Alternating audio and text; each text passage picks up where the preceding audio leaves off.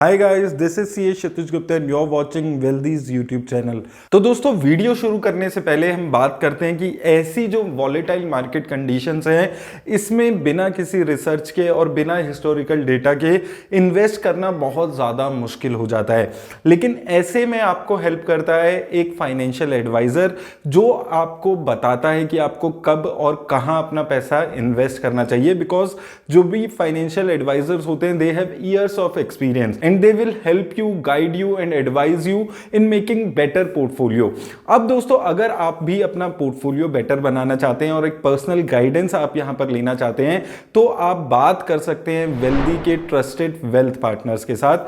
यहां पर मैंने आपको लिंक डिस्क्रिप्शन में दे दिया है। डिस्क्रिप्शन में सबसे पहली लाइन है, वहां पर आपको क्लिक करना है और आपको अपनी जो मीटिंग है वो आप फिक्स कर सकते हैं वेल्दी के ट्रस्टेड वेल्थ पार्टनर्स के साथ। और याद रखिए, ये मीटिंग बिल्कुल फ्री ऑफ कॉस्ट है, इसके लिए आपको कोई भी चार्जेस नहीं देने। आप ये मीटिंग अटेंड कीजिए, अपनी जितनी भी आपकी प्रॉब्लम्स है उसको डिस्कस कर सकते हैं और आप बात कर सकते हैं कि कहां पे अपनी गाइडेंस आपको ले सकते हैं कि आपको कहां पर अपना पैसा इन्वेस्ट करना चाहिए। और जो वेल्दी के ट्रस्टेड वेल्थ पार्टनर्स हैं, वो आपको हेल्प करेंगे in investing your money safely and securely. आज दोस्तों, इस वीडियो में हम लोग बात करने वाले हैं क्वांट एक्टिव फंड के बारे में। ये एक मल्टी कैप फंड है, यानी कि ये वो फंड्स होते हैं जो अपना मिनिमम पैसा लार्ज कैप, मिड कैप और स्मॉल कैप में लगाकर चलते हैं। और इसमें आपको एक चीज समझनी है कि मल्टी कैप और फ्लेक्सी कैप ये दो अलग कैटेगरी की म्यूचुअल फंड होते हैं, क्योंकि काफी सारे लोगों को ये कंफ्यूजन रहती है कि क्या ये सेम कैटेगरी के फंड्स हैं या अलग कैटेगरी है। अब इस वीडियो में हम क्वांट एक्टिव फंड पे डिटेल चर्चा करेंगे, देखेंगे इसकी sector allocation, company allocation, returns कैसी रही हैं, और फिर हम बात करेंगे कि किस टाइप के इन्वेस्टर्स को क्वांट एक्टिव फंड में इन्वेस्ट करना चाहिए। तो आइए दोस्तों, चलते हैं और देख लेते हैं ये वीडियो। तो दोस्तों, ये एक मल्टी कैप फंड है। मल्टी कैप फंड में यहां पर इसकी बेंचमार्क इंडेक्स की बात करें तो निफ्टी 500 मल्टी कैप इसका बेंचमार्क इंडेक्स है। और ये फंड एटलीस्ट अपना जो 25% पैसा है वो लार्ज कैप, मिड कैप और स्मॉल कैप तीनों कैटेगरी की कंपनीज में यहां पर लगाकर चलता है। वहीं दोस्तों, अगर हम बात करें इसके लॉन्च डेट की, तो पुराना फंड है ये काफी। अगर आप देखेंगे इसका रेगुलर प्लान पे बात करेंगे तो अप्रैल 2001 से इसका जो रेगुलर प्लान है वो यहां पर चलते हुए नजर आ रहा है। उसी तरह दोस्तों, अगर हम इसके फंड मैनेजर्स की बात कर लें तो यहां पर मिस्टर वत्स सहगल और अंकित पांडे जी ने इस फंड को 2019 और 20 में ज्वाइन किया है। और जब से इन दो फंड मैनेजर्स ने इस फंड को ज्वाइन किया है, स्पेशली 2020 से ये फंड बहुत अच्छी रिटर्न्स यहां पर दे रहा है, जिसमें हम आगे आने वाले वीडियो में यहां पर बात करेंगे। वहीं दोस्तों, बात करें अगर इसकी फंड साइज की, तो 3500 करोड़ के आसपास का इसका फंड साइज है। तो फंड साइज अभी भी बहुत ज्यादा इस फंड का नहीं हुआ है, काफी लिमिटेड फंड साइज अभी भी इस फंड का चल रहा है। ये इसके फंड साइज से यहां पर हमें साफ साफ समझ आ रहा है। वहीं दोस्तों, बात करें अगर लार्ज, मिड और स्मॉल कैप कंपनीज में एलोकेशन पे, तो देखिए लार्ज कैप कंपनीज में ये 44% पैसा लगा रहा है, मिड कैप कंपनीज में 27% पैसा लगा रहा है और स्मॉल कैप कंपनीज में 28% ये फंड पैसा लगाकर चल रहा है।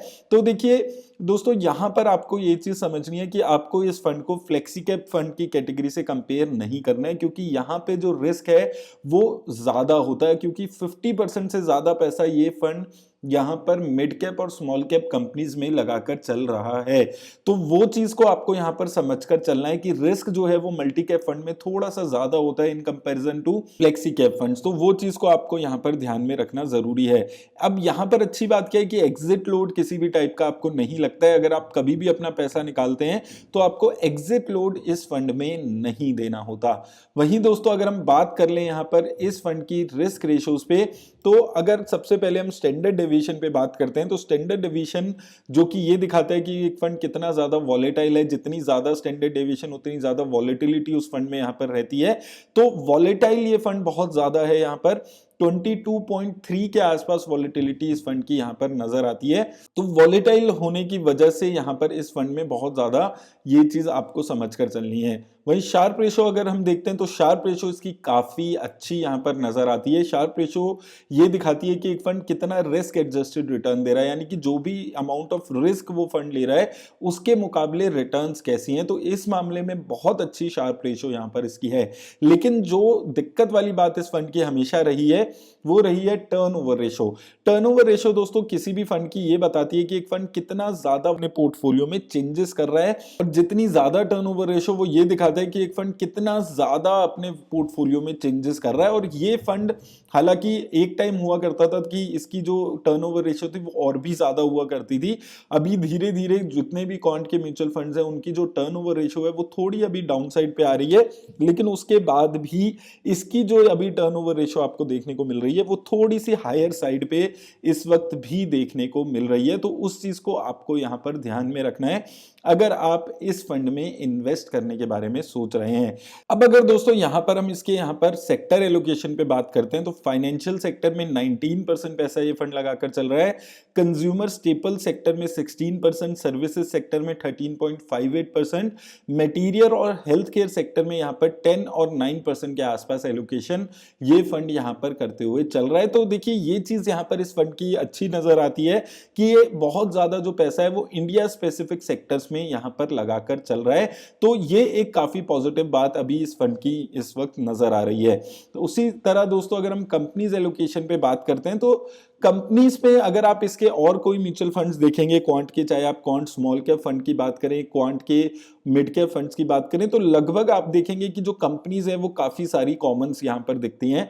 आईटीसी देखेंगे, जैसे हमने अभी 2-3 दिन पहले क्वांट स्मॉल कैप फंड का रिव्यू किया था, वहां पर आपको ITC, Punjab national bank, IRB infra जैसी कंपनीज वहां पर भी आपको देखने को मिल रही थी और यहां पर भी आपको देखने को मिल रही है। तो एक चीज आपको याद रखनी है कि अगर आप क्वांट म्यूचुअल फंड हाउस में इन्वेस्ट भी कर रहे हैं तो किसी एक म्यूचुअल फंड में इन्वेस्ट करेंगे वो भी आपके लिए बहुत है, क्योंकि सारे ही फंड्स यहां पर सेम फंड मैनेजर हैंडल करते हैं। तो बहुत ज्यादा यहां पर आपको कंपनी एलोकेशन में डिफरेंस नहीं दिखेगा और रिस्क प्रोफाइल भी लगभग सभी जो क्वांट के म्यूचुअल फंड्स है उनका सेम रहता है।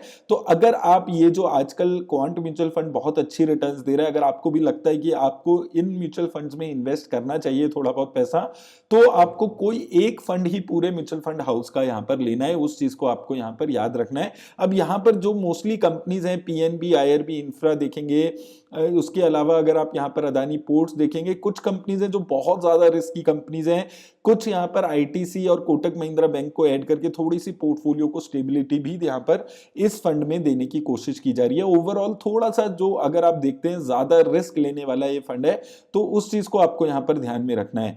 वहीं दोस्तों अगर हम बात कर लें यहां पर इसकी रिटर्न्स पे, तो अगर आप 10,000 रुपए से इस फंड में शुरुआत करते हैं तो 10,000 रुपए अगर आपने जनवरी 2013 में लगाए होते तो वो पैसा इस फंड ने आपका 65,000 के आसपास बना दिया है। 21% की रिटर्न इस फंड ने आपको यहां पर जनरेट करके दी है और आप देखेंगे लगभग 8-9 सालों में ही इसने एक जबरदस्त रिटर्न्स आपको यहां पर दे दी है।